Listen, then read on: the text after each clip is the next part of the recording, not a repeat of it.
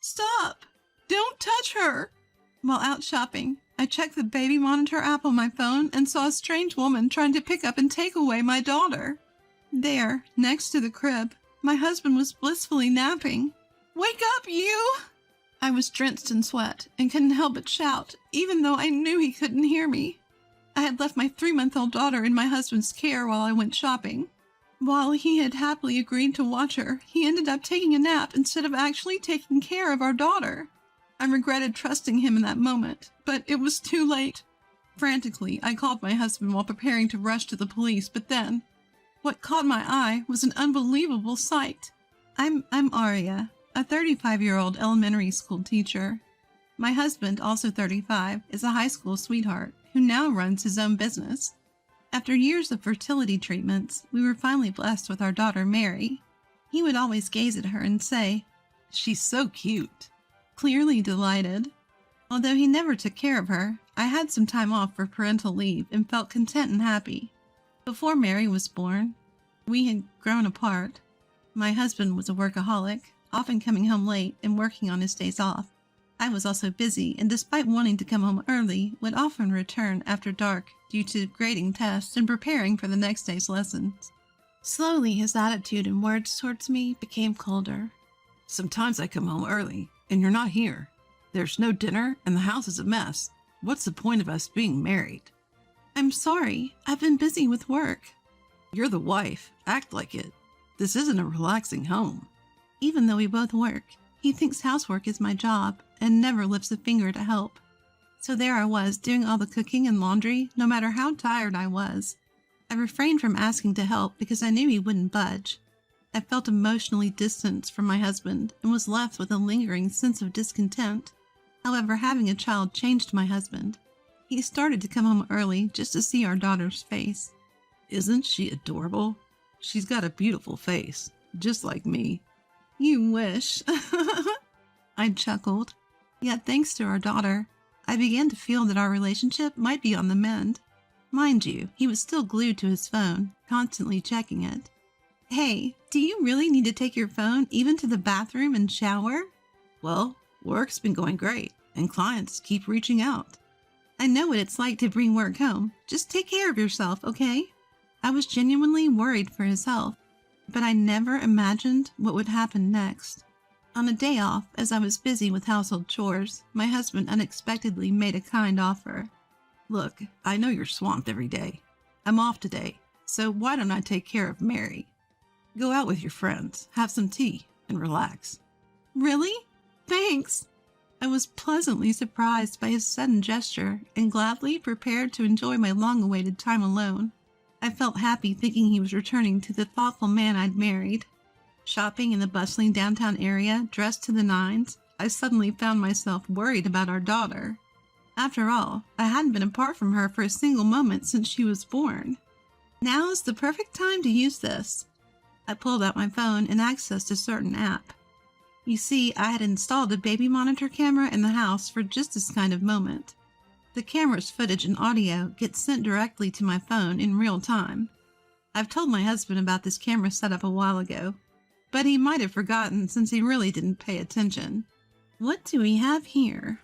A bit anxious, I check the footage, and am disappointed by what I see. It's great that my usually uninvolved husband agreed to babysit, but it looks like he's dozed off next to our daughter's bed, probably worn out from work. Our daughter, Mary, has been left alone in her crib.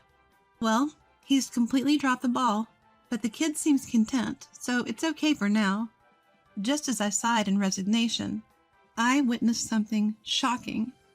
Out of nowhere, a young woman I've never seen before appeared and picked up my daughter. "Who are you? Wait, what are you doing with Mary?" I panicked and screamed as loudly as I could into the baby monitor toward my snoozing husband. "Wake up quick! Someone's taking Mary!" Of course he can't hear me and continues to sleep. It looked like the woman was about to take my daughter outside. I was about to rush to call the police while still glued to the live feed when, in the next moment, my husband wakes up and starts chatting with the woman who was holding our daughter, even leaning in and being affectionate. What? What's going on? Do they know each other? My mind was racing, totally thrown off by this unexpected turn. And then, when I heard their conversation, I was even more shocked. I want to make this adorable child mine as soon as possible. Once the plans go through, my wife will soon be out of the picture. Then we'll have a windfall and can live luxuriously. We can finally be together, Lily. You're being so nice to your wife, so she doesn't suspect anything, right? Yeah, begrudgingly. She's nothing compared to you. No charm at all. You're young and beautiful. The only one I love is you, Lily. Feeling sick to my stomach, I watched my husband flirt shamelessly with another woman. I'd been fooled into thinking he had returned to the caring man I once knew.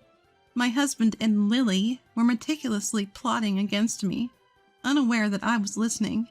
Thanks for showing me how to target her life. I had no idea such methods even existed. Listening to their unsettling conversation, the woman grinned and showed my husband a small white flower, then began arranging it in a vase. Who is this Lily who seems so intimately involved with my husband? Gaining some composure, I decided to play along and gather evidence. Fortunately, he didn't seem to notice the hidden camera, so I returned home, feigning ignorance. My husband greeted me with a smile as if nothing had happened. You won't be smiling for long. Be prepared. But even with my resolve, I had no clue where to start. Then, an ideal person popped into my head. Emily, my high school friend who loves mysteries. Every time we meet, she enthusiastically talks about detective techniques and methods she learns from books and movies. She might be the one to help. She knows about my husband, too. When I met with Emily and explained the situation, she was all in. Leave it to me. From that point, Emily did some sleuthing and found out Lily worked at my husband's favorite cabaret club. Even more, she interviewed some of the club's patrons. Apparently, Lily had targeted multiple married men before swindling money from them. She's clearly bad news. Meanwhile, I seized the opportunity to check my husband's phone while he was asleep and found his text exchanges with Lily. I see. So that's how it is. It seems my husband had been frequenting Lily's club and trying to woo her, but stopped visiting after our daughter was born. Suddenly, she started texting him frequently saying, "Why don't you come see me? I'm lonely," and lured him in. It seemed like my husband fell for it hook, line, and sinker. From then on, they stopped meeting at cafes and started rendezvousing at hotels. My husband seemed to become increasingly infatuated with Lily. Emily and I decided to collect some evidence and went through my husband's room. We found a stash of hotel receipts and luxury branded bags and jewelry receipts that were likely gifts for Lily. I trembled with anger. I haven't received anything like that from him since we got married. But that was just the tip of the iceberg. I discovered a file that revealed the unexpected reality of my husband's business, and something even more shocking. What is this? I will never forgive him. 2 days later, on a day off, he said, I'll watch over Mary today. You go out and do whatever you want. Hearing his sugar-coated tone, I became certain, so I decided to take him up on his offer. Thanks, I'll take you up on that and go out, but I'll leave Mary with my mother because she's been saying she wants to see her. I couldn't possibly leave Mary at home, knowing Lily might come over. All right, I'll cook dinner tonight, so take your time. You're so kind. Thank you. I was both disgusted by his performance and saddened. How wonderful it would have been if this was his true self. After dropping off my daughter with my mother, I went to Emily's house, which was near my parents' home. As we were watching the surveillance camera footage, sure enough, Lily showed up and started doing something shocking in the kitchen with my husband. My faint hope that my husband might change his mind was shattered. In fact, I felt hatred toward him, seeing the grin on his face. 2 hours later, when Emily and I returned home, my husband, who thought he was alone, let out a surprised, "What?" when he saw her. "Why are you so shocked I was with Emily today?" "Long time no see. I tagged along back to your place." My upbeat Emily received a forced smile from my husband, who reluctantly invited her inside. Mary's already asleep, so she'll be spending the night at her grandparents'. Ah, I see, he replied, clearly distracted by something else. But Emily threw him another curveball. Something smells good. Is it curry for dinner? Mind if I join? Well, My husband stumbled over his words, clearly uncomfortable. Before he could decline, Emily had already sat at the table, so we ended up having dinner together. As I was about to help with the setup, my husband insisted. I cooked today. Let me serve it. He returned with a tray of curry for 3 and set a plate in front of each of us. I seized the moment. Wow, my curry has a lot of meat. Let me swap plates with you. What? Before he could say anything, I had already switched our plates. His face turned pale, and he looked utterly helpless. I relished the curry in front of him, while Emily watched with a smile. She didn't try to eat hers, though. After all, who knows if what's on Emily's plate is safe? My husband, however, seemed oblivious to Emily's reactions, his face growing more and more pale. Why aren't you eating? It'll get cold. I'm, full already. Hey, why don't you eat it? Why should I? Are you trying to get me to eat it for some reason? What? No, of course not.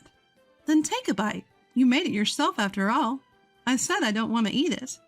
He clenched his lips and sweated, even though it wasn't hot. Well then, I'll take this curry as evidence and give it to the police. What? Police? For a moment he froze, then mustered a feeble voice.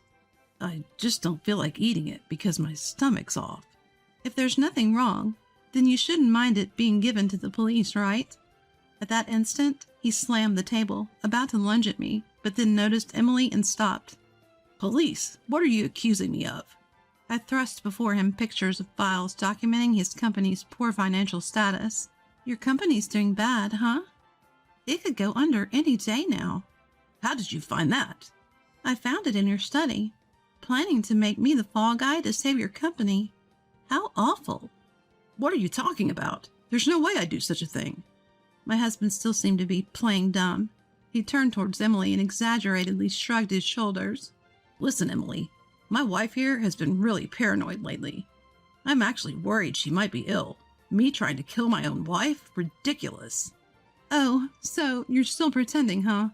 Without waiting for his response, I pulled out my smartphone and began to play the footage recorded from the surveillance camera.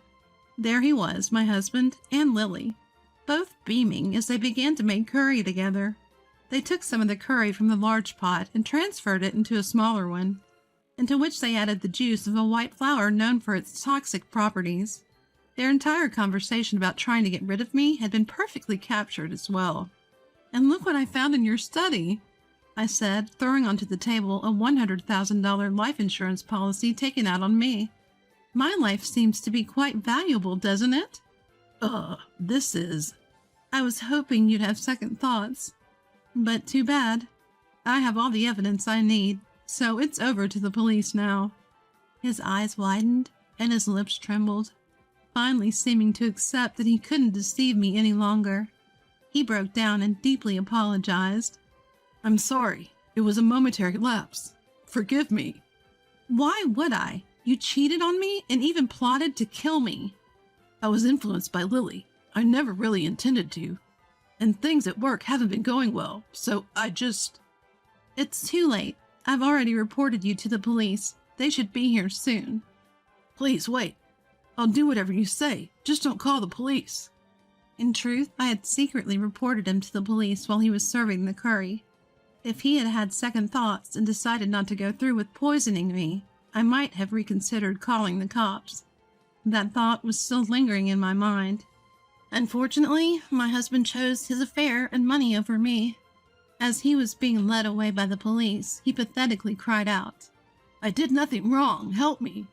Later, he was found guilty of conspiring with Lily to take my life. Once this became public, his company went under. After the divorce, my daughter and I started living together. I demanded $30,000 in settlement money and $150,000 in child support from my ex-husband during the divorce proceedings. I hope he truly learns that you can't ever justify endangering someone's life for money while he's behind bars. As for my father-in-law and mother-in-law, they apologized for the pain they caused me and agreed to pay the settlement and child support in place of my husband. They promised to make sure he repays them once he's out. I also demanded $20,000 from Lily during the divorce proceedings, and I intend to make sure she pays up. Both my ex-husband and Lily face a long time behind bars and a grim future even if they get out. I plan to return to work when my adorable daughter turns 1. We'll face the future together, doing our best every step of the way,